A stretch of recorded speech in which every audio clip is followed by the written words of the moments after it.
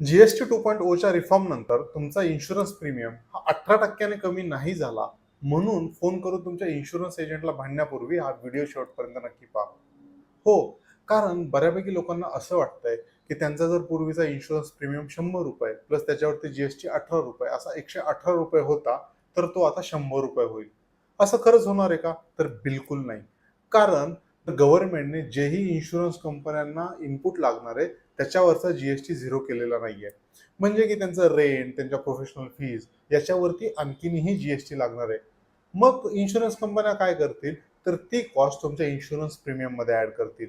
त्यामुळे तुमचा जर पूर्वीचा इन्शुरन्स प्रीमियम 100 प्लस 18 118 असा होता, तर तो मे बी आता 108 ते ₹110 होईल. तसंच तुमचं जोपर्यंत हेल्थ इन्शुरन्सचं म्हणजे मेडिक्लेमचं रिन्युअल येईल, तर दरवर्षीप्रमाणे याही वर्षी इन्शुरन्स कंपन्या काहीतरी प्रीमियम वाढवतील. त्यामुळे एक्झॅक्ट इम्पॅक्ट तुमच्या खिशाला किती बसणार आहे याच्याबद्दल मला आत्ताही डाऊट आहे. हो, परंतु जीएसटी रिफॉर्म आल्यामुळे 5 ते 10% सेव्हिंग तुमच्या प्रीमियमवरती नक्कीच होईल. महत्त्वाची गोष्ट अशी, की हा जो जीएसटी वेव्हर आहे, तो फक्त हेल्थ आणि लाईफ इन्शुरन्सवरती आहे.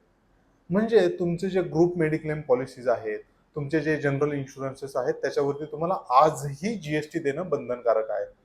तर ही गोष्ट तुम्ही तुमच्या इन्शुरन्स प्रीमियम रिन्युअल पूर्वी लक्षात असू द्या आणि तुम्ही तुमच्या इन्शुरन्स एजंटला आजच हा रील पाठवून तुमचा नवीन प्रीमियम किती येणार आहे हे चेक करून घ्या.